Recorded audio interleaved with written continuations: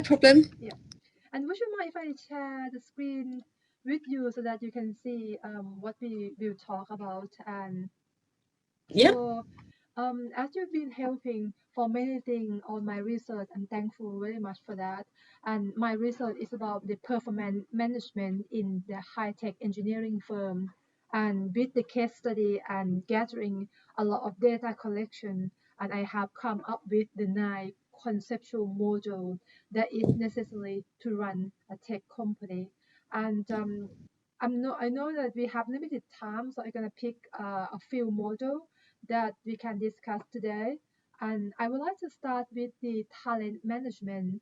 I know that you involved heavily of the recruitment process and how to retain and manage the employee in your company. So Yes. I like to start with the talent management. If I'm asked you to define like a, the most 3 important factor of the career motivation of employee, what do you think what the top 3 would be like? You know, in other words, like when you're talking about engineer, manager, and in general, people who work in tech company, what what motivate them the most to work for the top 3? Um, how do you mean? Do you mean like what what interests they have or experience or? In terms of like the motivation that they have, for example, as you are conduct one of the quiz that I sent out, you know, the top 10 career motivation. For example, they have somebody want to do in challenge, somebody want to have the workplace environment, and then that kind of what motivate them to enjoy and perform the best, motivate them to work for the career. Yeah, let me just dig out your questionnaire then, and what I sent to you, because I can't remember all the options that were on it. Yeah, yeah. So Um, the top 3, I would say that in this perspective will potentially be the perspective as you sitting as the managing as a manager to manage the team, and what is your view thinking, what they motivate them the most, i.e. you might looking at employee at NARC, you know, like yeah, Ramesh and you know some of the other engineer, what do you yes. think that they motivate them the most? So that I, I think their environment and my reasons for hiring people, yeah, though this is about my reasons for hiring. So I don't really like the people that are financially motivated, because they're yeah, always going to be looking for the next better paid opportunity.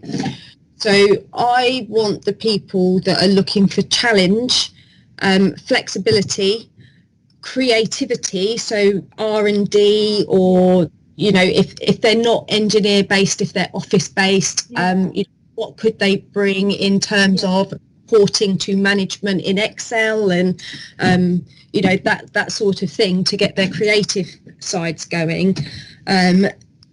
That and yeah, I think that's what I look for in people. And we're such a niche little company here, and we all have very strong personalities, very different personalities. You've also got to find somebody that fits in with our team as we stand yeah, now, yeah. and that's quite difficult. It is, yeah, and that is define the company culture as well, right? What the culture is like in the company and how that people will fit in the Exactly. culture. Yeah. Yes. And I have here, after survey with very kind support from many engineer, manager, and student, including, and all of them are in tech and engineering. I do survey of the top 10 career motivation factors, and this data reflect like what do they want the most, and it come up with the professional development opportunity and job challenge, and of course financial remuneration is seem to be like still on the top 3, because it's sort of it's not the most important, but we cannot deny that it is always a factor when it Yes. comes to hiring, right? So I think your perspective is very much aligned with, like what culture is like, workplace relationship, and things like that. It's certainly related. And considering that, if I like to ask you in here, for example, the talent, when it comes to talent management, the KPI is the uh, key performance indicator. So what it does is, in organization and in different field of department, for example HR and finance and talent management is under HR, of course, that the company would have the KPI or the key performance indicator to monitor um, their process, their team, and whatever that they're looking, either finance or non-financial. So in terms of talent management, we come up with the top 5 KPI or key performance indicator. I'd like you to rank from like 1 to 5. One is the most important. That Yes. what the KPI when it comes to talent management, assisting your role, may thinking of you a HR manager if you like. So are we considering monitor the employee retention rate or employee satisfaction and cost to hire them, professional training spent on employee, or revenue per employee? And what do you think is the top 5 here? If you could rank them for me, please. Yeah, satisfaction Yes. is always going to be the most important, I think. Yes. Because if people aren't satisfied, they move on and they leave, and you've lost all that time and effort that you've spent training them, hiring them, paying them to do a job that they don't stay in for very long. You've got to keep your employees happy. Yes. So yeah, definitely satisfaction. And people, when they're happy, don't tend to care so much about the money. Right. As well. If you're happy in your job, while it's important how much you are being paid, it's not the be all and end all. My previous job to here, I absolutely hated. I was so unhappy. Right. And Totally I've understand. here, and I am so happy here. Apart from Brexit is causing me a nightmare, Yeah. but apart from that, I'm very happy here, and so I don't care if I'm being paid less, which I'm not now. But if being paid less wasn't a problem because I was happy. Yeah. Very much so. So yeah, satisfaction will always be the big one for me. Yes. And then if your employees are satisfied, that then moves on to your retention rate. You're going to retain that person if they're happy. So they go hand in hand together. And so as long as you've got satisfaction cracked, then employee retention rate kind of becomes irrelevant. Yeah. And it actually come together, isn't it? That, yes. Yeah, this is why I've struggled with this questionnaire. Yeah. That it seems to be I difficult don't to discriminate between the two, right? The satisfaction and retention. So some of the participants, they give their view on that. People who they talk like the retention is just a physical measure that they can see how many people that retain in the company, whereas the yes satisfaction is a little bit more complex, if you like. There isn't a real measure for satisfaction. In fact, a lot of companies sort of feel it, but not have the tangible measure, if you like, in their organization. yeah And then, I think the cost to hire is that's really not particular. If you're getting the right person, then to a point it doesn't really matter how much they cost you to hire them. right. As long as obviously you've got the means to pay it. You don't offer somebody a £500,000 a year job if you haven't got £500,000 a year to pay somebody. But for we tend to here, we pay what people ask for, because if you don't pay what people ask for, then they've started off without the satisfaction, and then they're going to leave you. So yeah, but that's the least important, I think, Yeah, and from my point of view. the cost to hire, yes, you are right, is including the salary and the wages of the staff, and Yeah. also I assume the a process to recruit, for example, and the time that the HR manager had to interview, and the pay of advertising, all of that will be, you know, accumulate and to be a total cost too high, right? Become to the point where we pay the employee, and period to that, you have to pay quite a lot to get one engineer, especially if you come with the agency, I believe. Yes. Yeah, agencies are about 15% of salary Right. is the charge. It's very, very high. But yeah, but the agencies wheedle out the people that aren't suitable.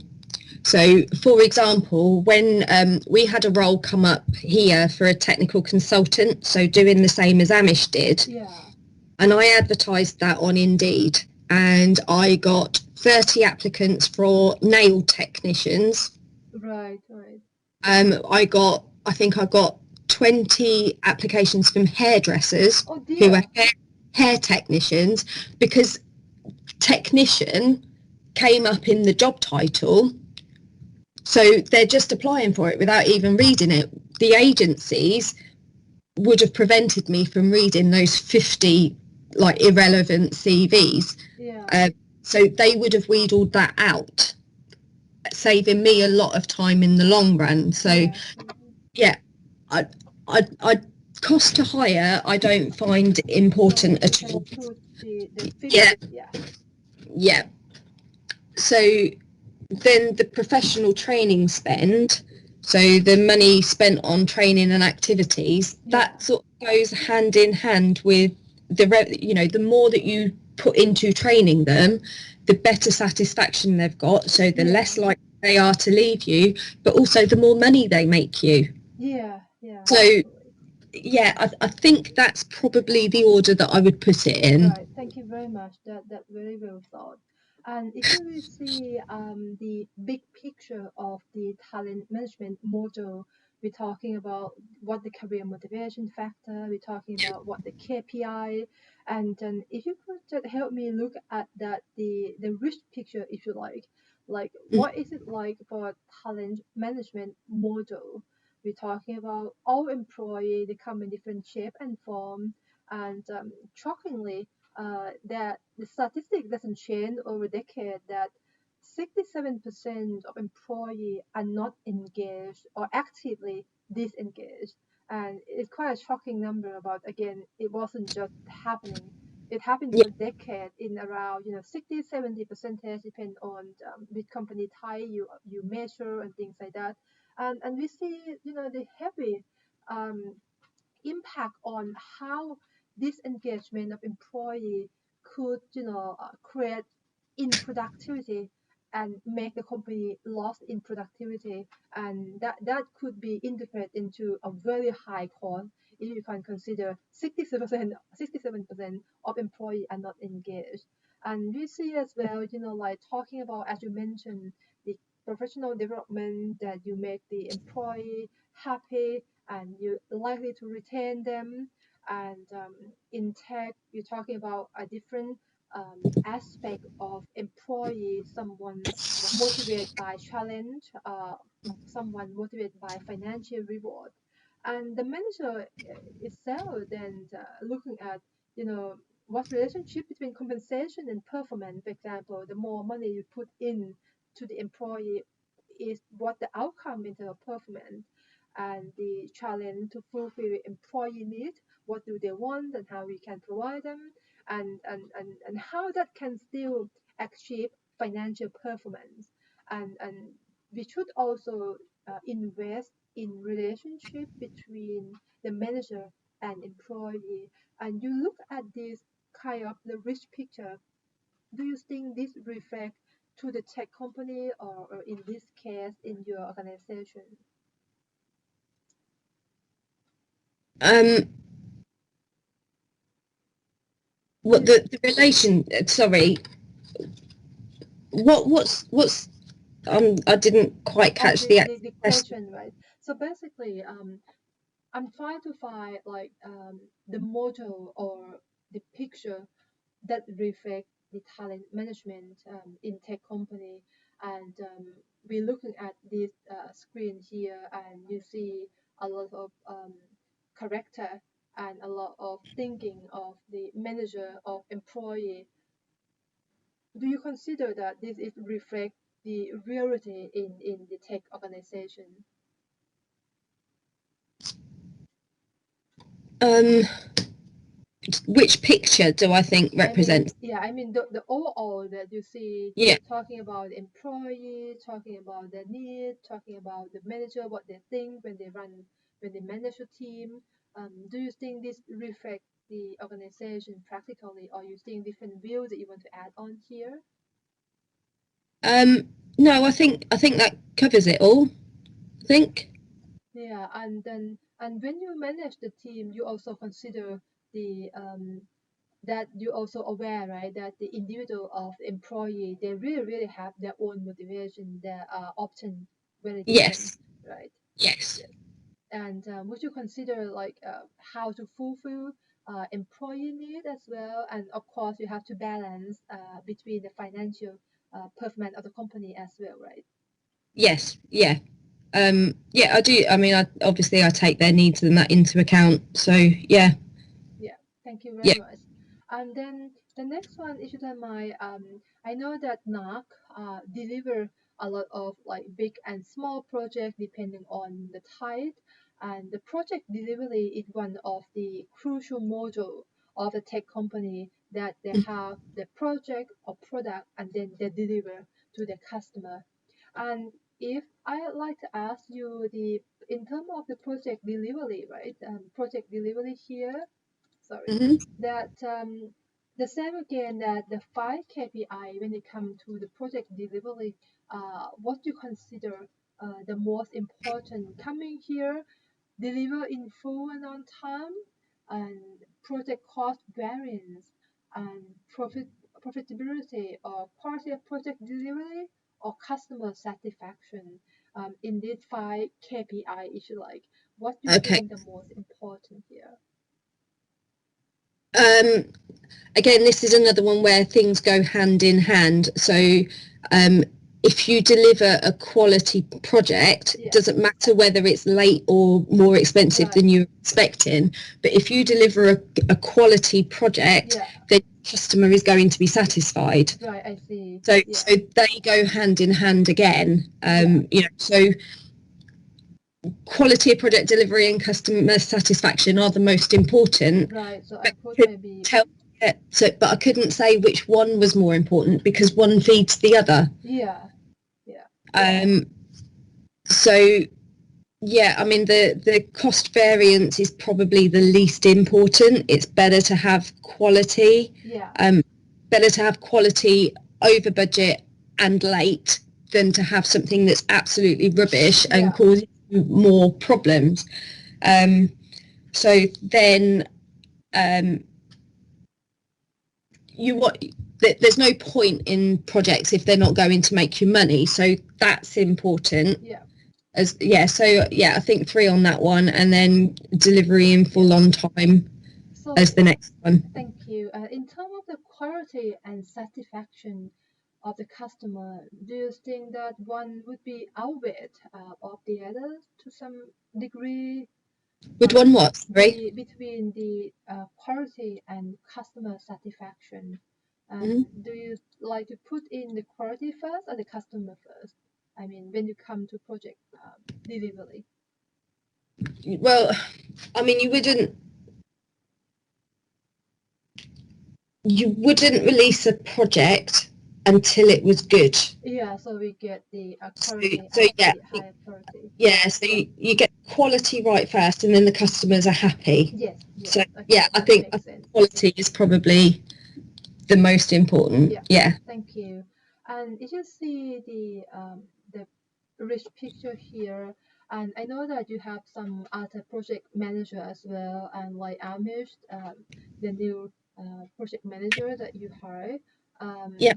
So what do you think is a quality or a characteristic that you want to have for your project manager to be, like we five trait of the project manager, if you like. And what do you think they are the most important?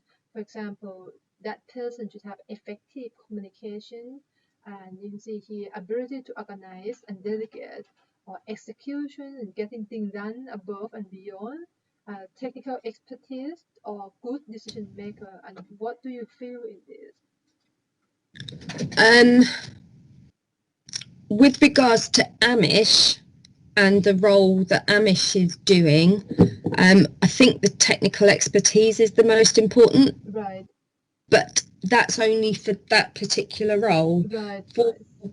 for the sorts of projects that I manage, which aren't technical, Yeah, um, then effective communication is probably, yeah, um, and I'm a very good decision maker. yeah, Amish isn't a particularly good decision maker. He will ask, yeah, and so Amish and I work together very, very well because the things that I'm good at, he's not so good at, and vice versa. So, um, yeah, we will work together very well on projects yeah, for yeah, that reason.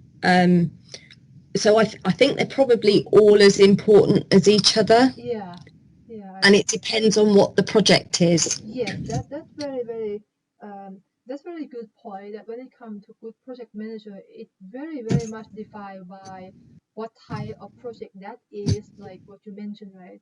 If it comes to technical entirely, then potentially a technical project would be the most important consideration that you're looking Yes. for. I understand Yeah. that's very, very good point. And Yeah. you know that in many projects that we have a lot of challenges, that if you can see here, the list of what we've seen is based on the case study that I have conduct in the real company, and also based on like conversation with a lot of technical people. And Yeah. we see the inefficient team communication and inadequate resource allocation, and all of these that you see in here.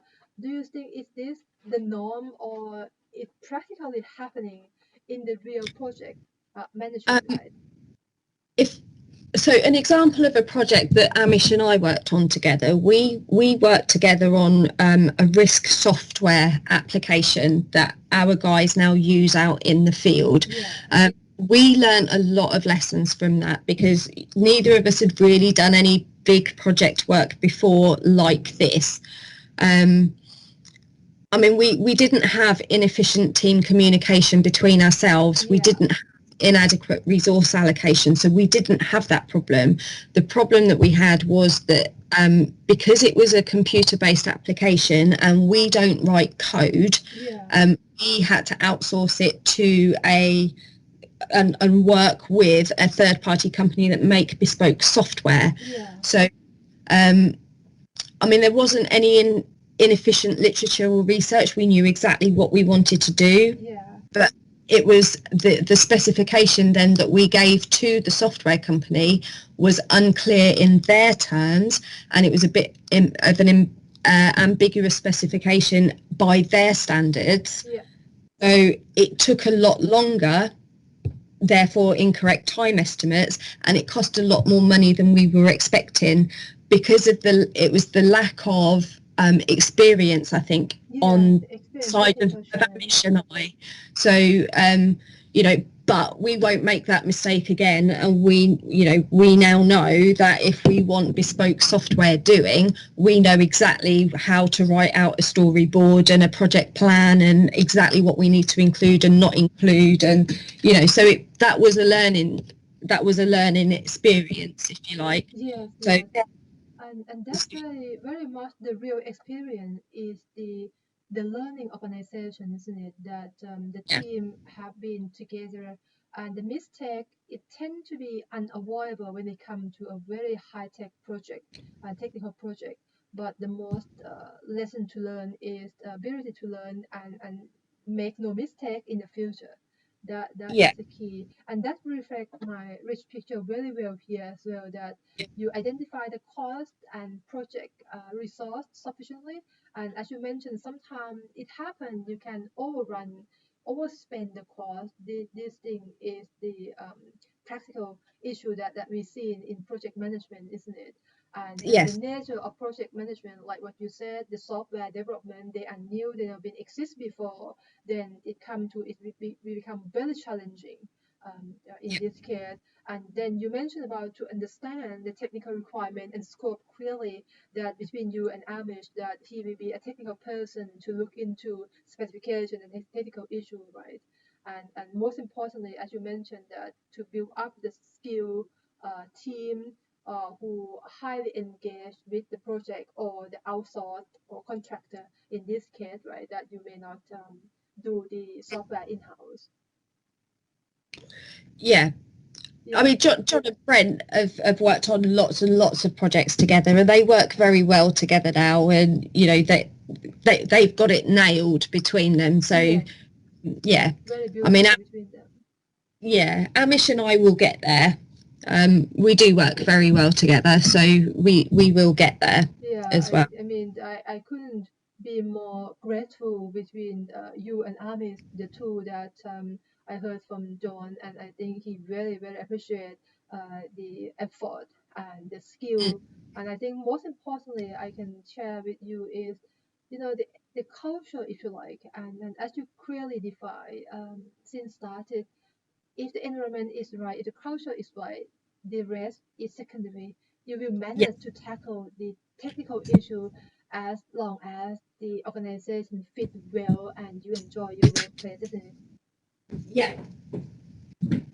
Okay, and then I'd like to talk about the important part, which is the finance and funding, which is always the one of the critical issue of any company, including the tech. And I have in here the 5 KPI. If you could help me to rank them, that we have profit and cash flow, working capital, revenue growth rate, and return of investment. How do you think this fit in the top 5 ranking for the finance and funding? Um, I'm looking at your order on the right hand side of that, and I don't think I agree with it at all. Yeah.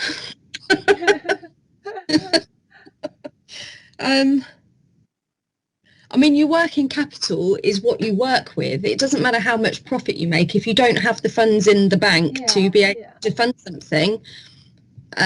Because you've invested it somewhere else, then if you don't have that capital there in the first place, it doesn't matter how much profit you make or what your cash flow's like. yeah. You've got to have that working capital. So I think that that's probably, You think this is the most important? yeah, Yeah. The working capital is sort of the representation of the um, it's basically all of the a snapshot of the current asset and current reliability.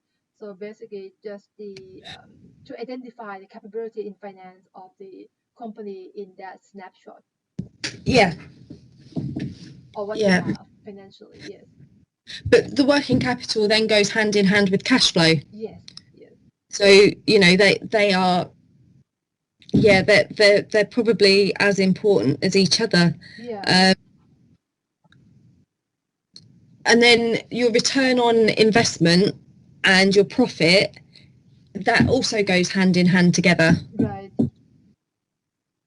And then the revenue growth rate. So let me mention in the right hand side here, it was it is I compute over 50 senior engineer, manager, and director of Mm, what do they think. All of them are in tech company. Most of them are in engineering firm and engineering yeah, background. So I will say that it's different perspective, and you might see that the figure are not heavily different. You know what I no, mean?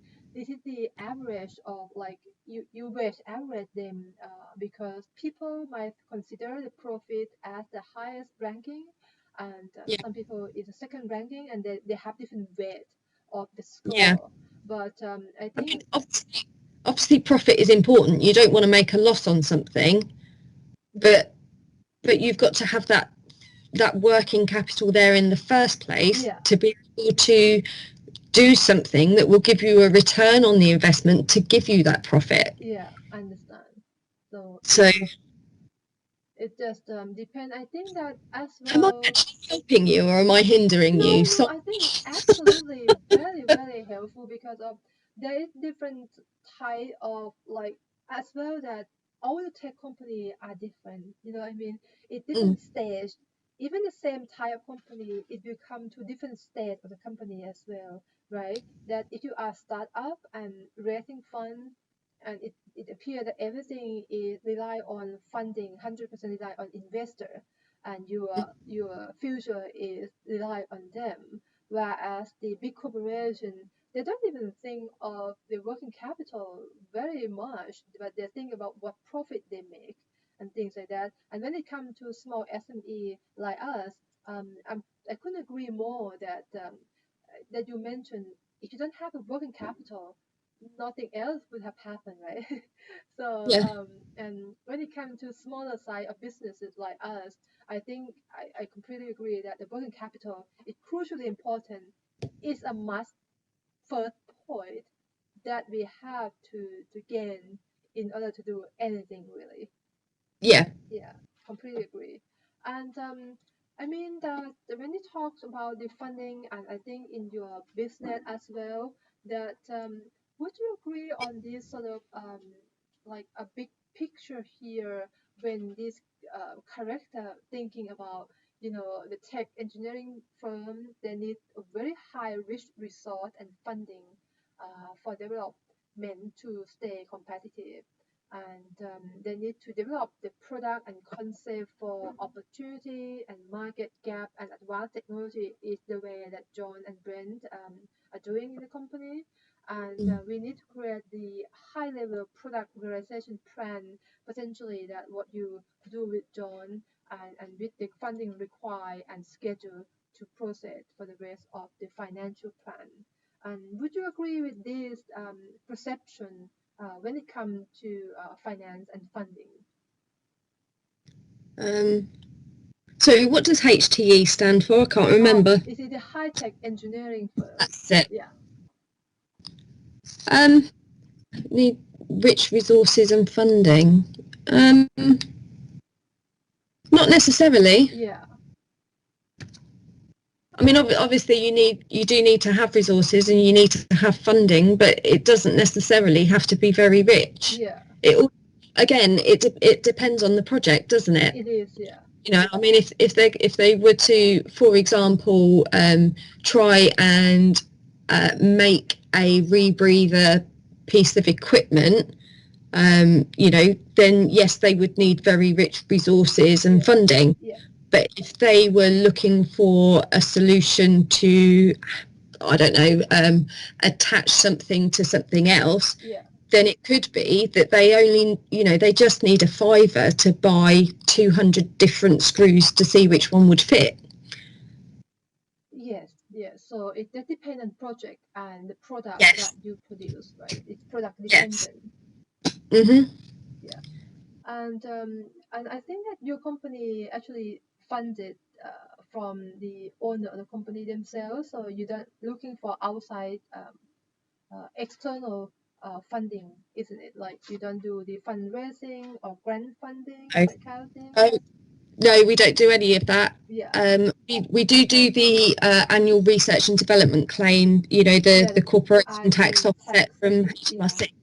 Yeah, we do that, but that's really all that we do. yeah, and Um, it, but funding, and grants from companies and things, that is something that I'm looking to look um, at some point in the future when we're fully staffed again, and all the things that are in my pipeline are done or just about there. That's the sort of thing that I will start to be looking at yeah, to see if there are any other funding sources. yes.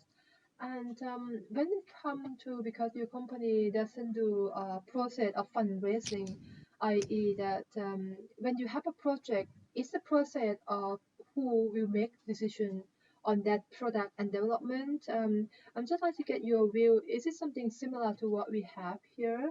For example, if we're talking about the fundraising on the using the internal, not talking about external funding. So you're talking about that create um, the business plan and to present to the management, for example, like what you're gonna do, and then agree with them what the term and condition for the development, into including the financial support, and then you plan to develop the product and complete the cycle of that product and development.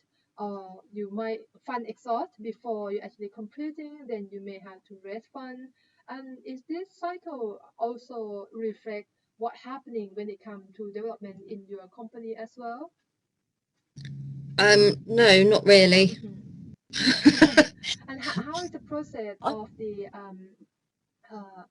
whole process of how you manage the finance for the Yeah, I mean, generally, I'll go to John and Brent and say, I've had an idea. yeah, Just tell them about it, yeah, and they'll just look at me and go, run with it, Karen. And that's it. So understand that it much less complex. yeah, Finance, yeah. I yeah, mean, this is such a unique company to work for, I think, because of that sort of attitude and that sort of give it a go and give it a try, and let me know if it works or it doesn't work. And I've never ever worked anywhere like this before, where where that is what happens. But then I mean, even with the project that Amish and I did that came in sort of over budget because we there were things that we hadn't specified and that sort of thing. They were still very hands off, and just get on with it, just fix it, it will be okay. And that was the mentality. Yeah, and I think that It's a very, very different mentality to anywhere that I've ever worked before. yeah, and it quite gave me insightful information here. What you explained it, that yesterday I have interview with a startup in the U.S. in Boston, and she has a PhD and postdoc at Harvard, and she doing biotech, and she mentioned something similar, that the startup is much less complex, and the hierarchy is nearly zero, and the way Yeah, it works, it hand in hand, shoulder in shoulder, and try to make things happen and communicate very closely to make it happen. It's much less complex comparing to a different size and scale of the company, right? So yeah, basically, based on your explanation, that this process would have been just, you have an idea, you present to a person who can make decision, in this case John or Brent, and then you get it to go. You yeah, wanted to do it, and then learn from it, and yes, it's most of the time it's successful doing that way. I mean the shortcut of not heavily in the process. How do you see the success rate of that much less complex or procedure in organization? um I don't know, there's two ways to look at it, isn't there? Yeah, There's the because they're very hands off, and they are just very much run with it, you'll get it sorted, I have faith in you. You want to get it over the finish line, you want it to work, and you put a lot more time.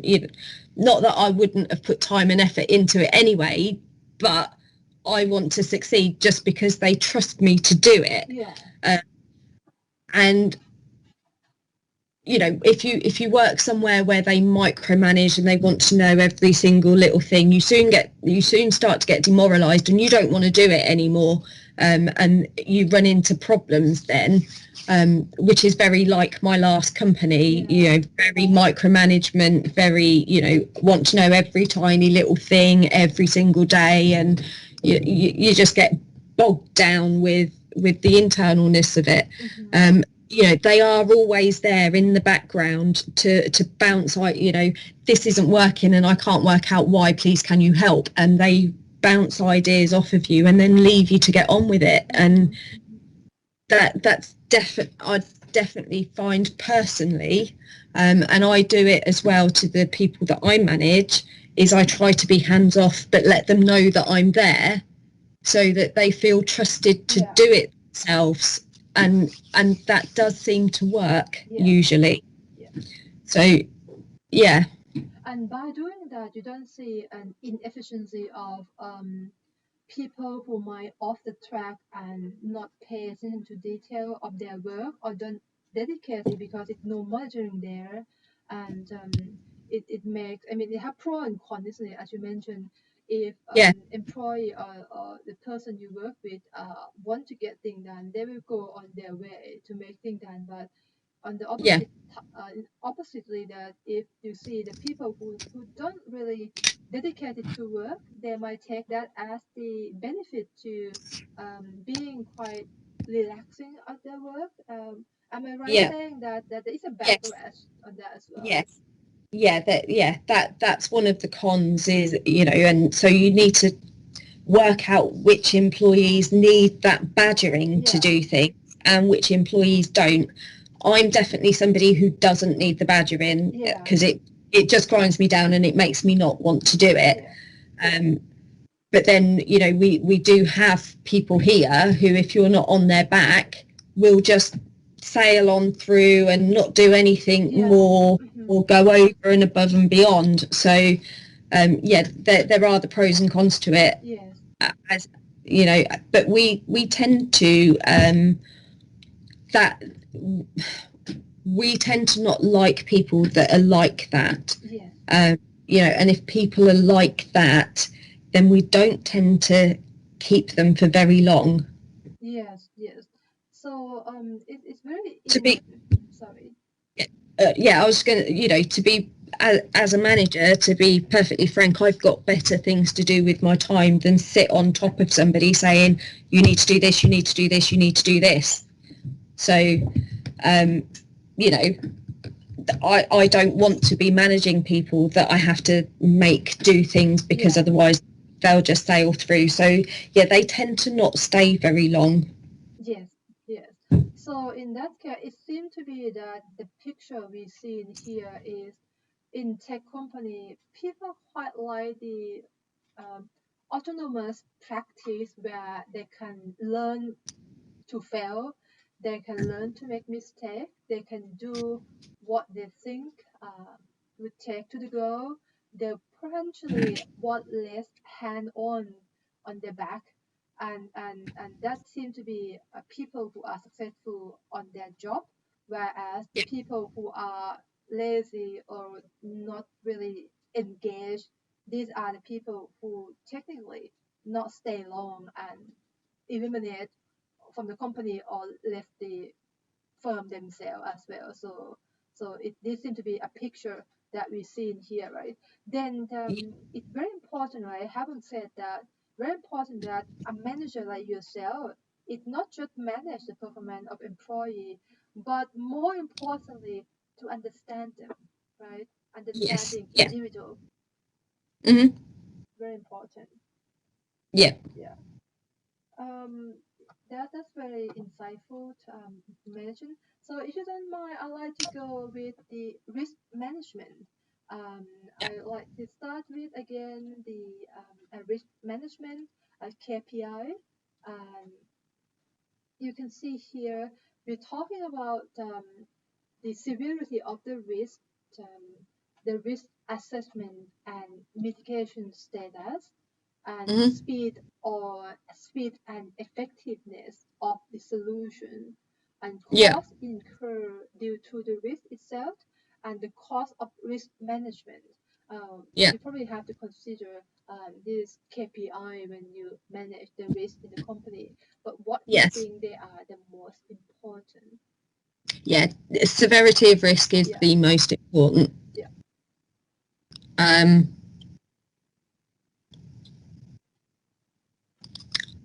and the costs are by the by. Yeah.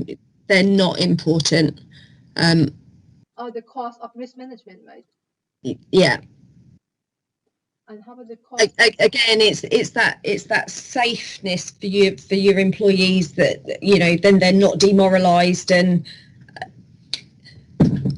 am I understanding what you mean by risk management, though? Yeah, the risk management. Because we're a health and safety company, machinery safety is health and safety, and we look at risk management on customers' sites. So I'm looking at it with a machinery safety head on, if you like. Yeah. So the risk management in this perspective is not Yeah. entirely for the safety perspective. It means the overall of the company. For example, the risk management of finance. It could be something that happening like when COVID come, the finance seem to be so critical, and this risk we never anticipate.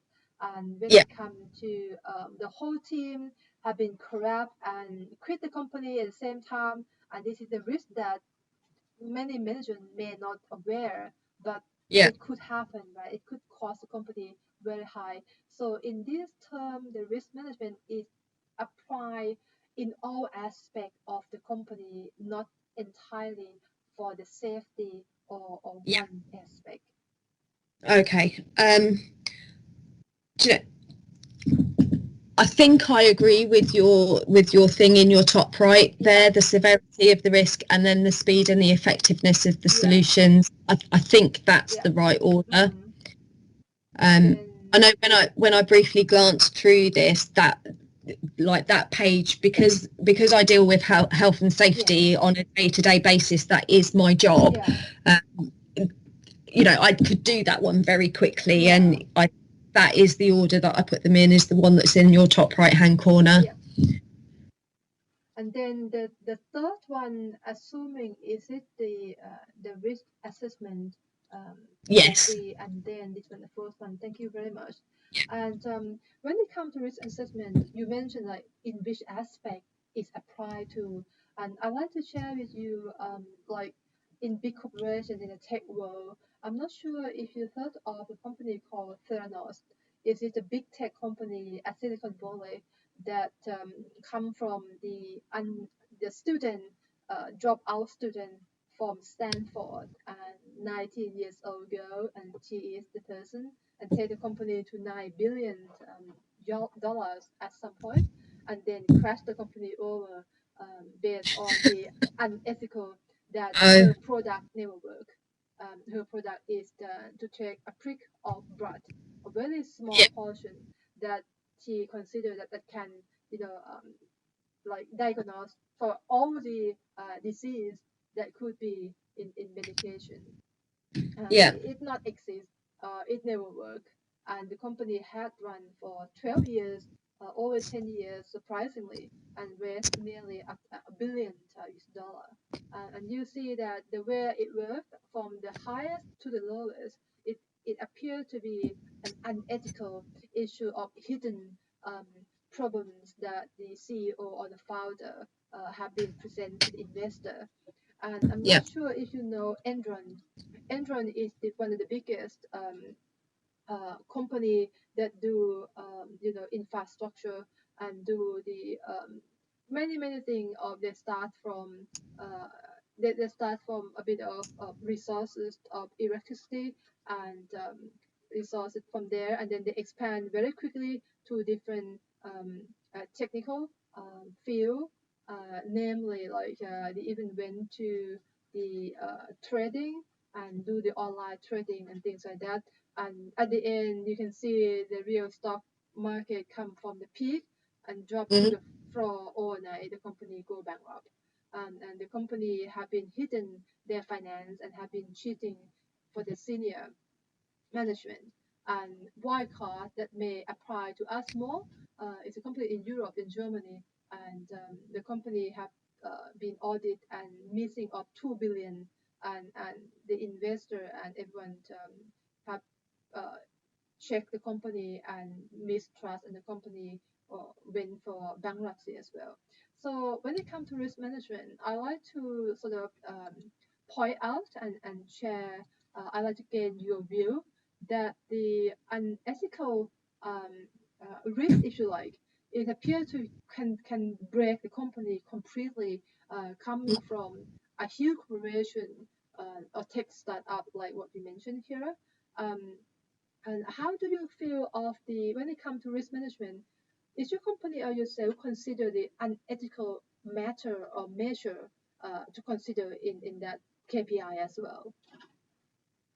Um, yes, yeah, we are quite, we are ethical Yeah, and moral. Yeah, we do what we always think is morally and ethically right yeah, to do. Yeah, yeah, it does play a part. yeah. And do you consider that the ethical matter is something that very difficult to measure, but when it happens, if we don't mindful on them, it really can take or break a company, right? Yeah. Yeah.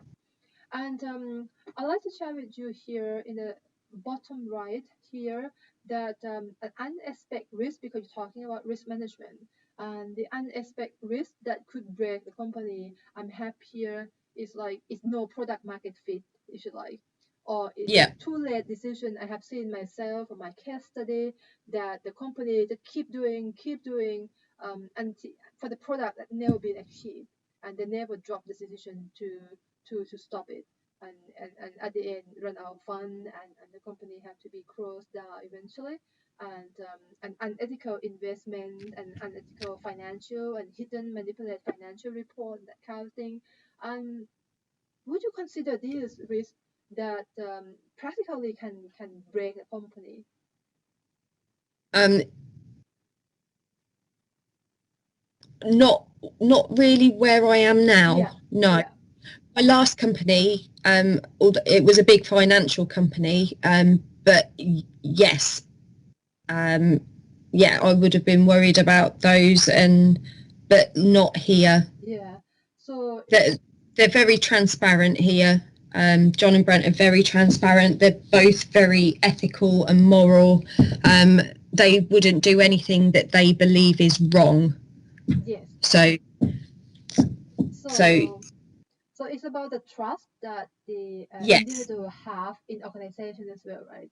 That they Hmm. believe that not happening. And in terms of the process of the risk management, like in small tech company like yourself, is this a process that you normally do in the left hand side here? Like, did you create and review the analysis of SWOT and like strength and weakness and what opportunity you have and what the threat might be to the business, and then you estimate the risk probability and its impact so that you can aware and identify the severity of the risk, and then you plan, prioritize, and mitigate the risk, and actually you then evaluate the cost of risk incur versus the cost of risk management, and after that you continuously monitor and control the risk assessment. Have you done this process in your company as well? I mean, when it comes to the small company side?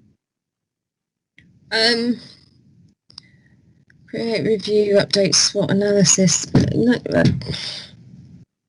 um,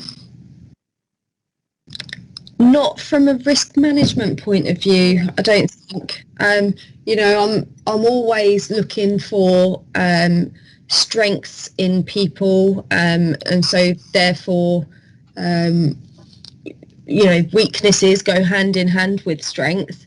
So it's something that we look at anyway, but not from a risk management point of view. yeah.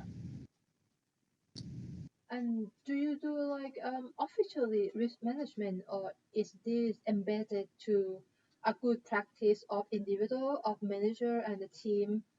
It doesn't Yes. have any no formal risk management procedure, if you No. like. Yeah, that's it. Yeah.